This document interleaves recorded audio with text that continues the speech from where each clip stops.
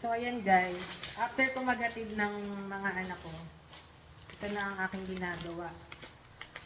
Magre-repack ako ng mga pa-orders. Ayan, tulad yan. Kasi mamaya may pipick up na nito na Ninja Van, Flash, at BNT. At i-drop off ko naman yung iba sa ano, dyan sa Busuran. May drop-off point dyan sa mga parcel ng Lazada. So, yun guys.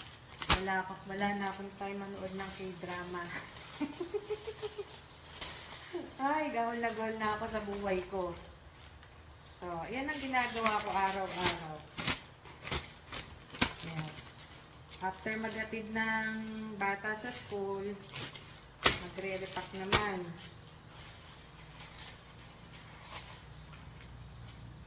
Tapos sa hapon, maglilinis naman ng bahay. Tapos magluluto. Gagawa ng ice candy. Ayan. So, ganyan na ang buhay. Kailangan lang natin rumakit ng rumakit sa sobrang mahal na ng bilihin ngayon at mahirap na talagang mamuhay ngayon. Sobrang mahal na ng bilihin. Ayan. So, gawin nating abala ang ating buhay araw-araw. Mainam na yung magiging abala ka sa ganyan. Kesa naman sa makipagmarites lang, diba? Ako lang mag-isa dito sa bahay. So, yan ang aking ginagawa, ang aking daily routine. Hindi ako nangangakit bahay. So, paano na? Pauwi na yung aking asawa. May katulong na ako. May katuwang na akong mag-repack. Yeah. Meron akong, sabi ko, pagsisilbihan ko siya eh. Tingnan natin. Joke. Actually, gusto ko pang dagdagan yung mga sideline ko. Hindi kasi talaga ako magtinda. Kahit nang maliit pa ako. Wala akong pinipili eh. Ultimo candy, tinitinda ko eh. O, diba? Susunod dyan, baka magtinda na rin ako ng mga barong. Saka gown. So, ako lahat. Wala akong tauhan. So, i-follow nyo yung aking shop. Ned's Mall. O, diba? Pangalan pa lang. Parang ang daming tauhan. Pero, actually, ako lahat ang gumagawa. Buhat sa pamimili. O, pamimili ng mga products. Talagang, ano ako, tawag doon? On hand ba yun? Hands-on. Baliktad. Ano ba yan? Hands-on ako sa aking business. All by myself. So, yan. Buhat sa pamimili. O, pagkarga. Joke. Tapos, hanggang sa pagre-repack. So, binabalot ko pa yan guys, isa-isa. Ayan. Para naman hindi masira. Okay yung aking maging ratings. So, ayan. Tapos, i-repack ko.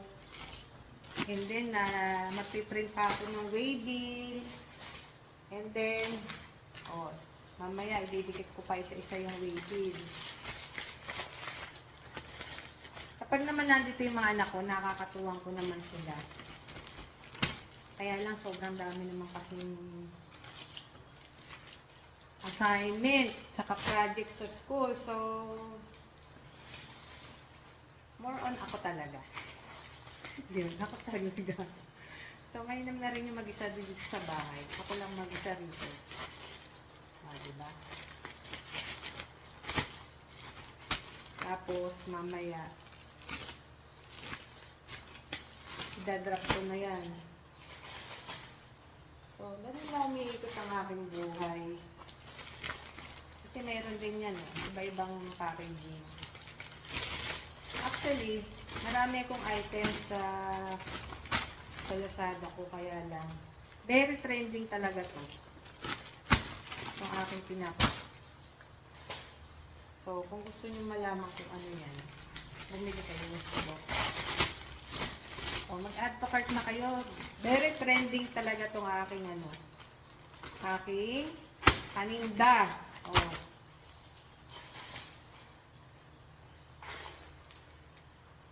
Kumikitang kabuhayan yan. So, kailangan lang ay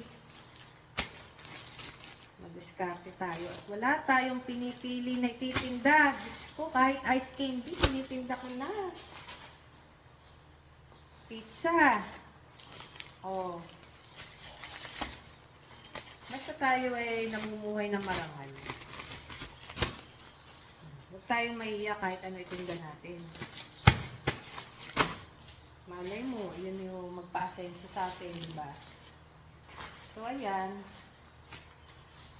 Nakipag-ano na ako sa inyo. So, sana ay makatulong ako sa inyo na makaisip ng paraan, paano mabuhay. So, kailangan tiyaga lang, sipag at tiyaga.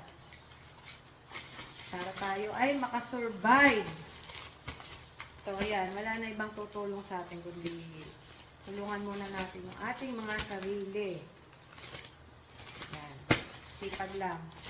So, yun lang guys. Bye!